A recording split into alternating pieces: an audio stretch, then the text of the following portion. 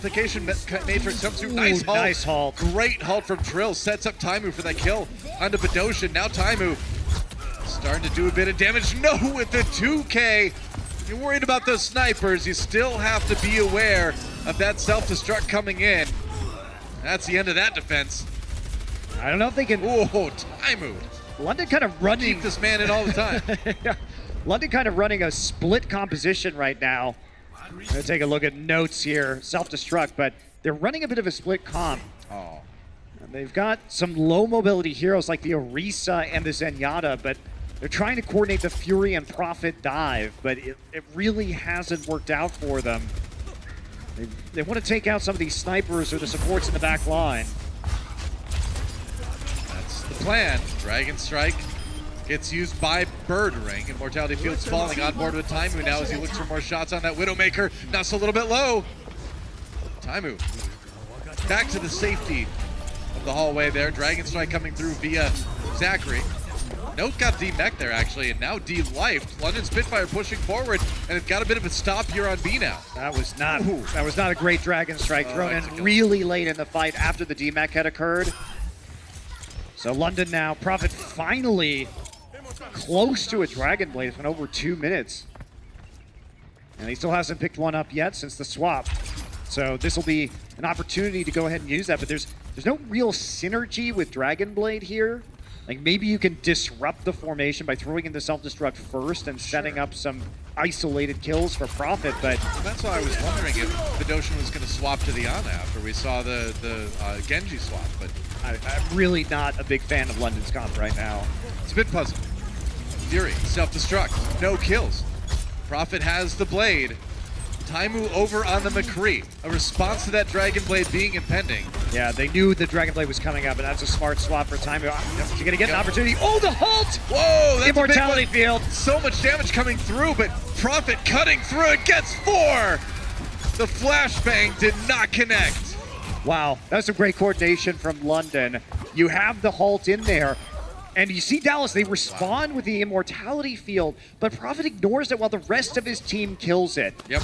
And just continues slashing away. He has faith that behind him, somebody is taking out that Immortality Field, and they do. Everybody lines up in the corridor for the resets. I mean, he knows, too. If he takes that much health off the enemy team, once that Immortality Field drops, it's going to be just one more, and you saw him get those fast dash resets as well. Here we go, Dragon Strike coming through. And that is another, I'm guessing, pretty good halt coming in from Gesture to set up Prophet for that one. He also tossed it through the amplification matrix too, so it was just a high damage one to begin with.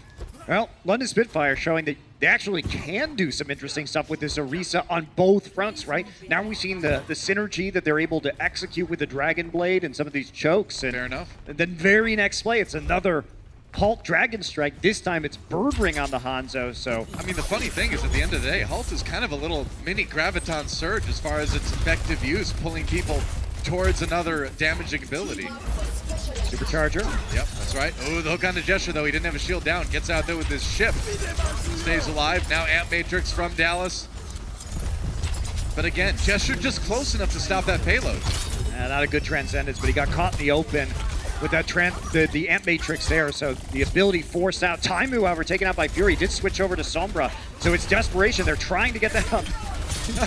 Everybody killed it. Oh, Trill, big trouble for him. Gets taken out. Dallas Fuel really starting to struggle here on B. Only about 40 seconds remaining. This London defense really starting to come through.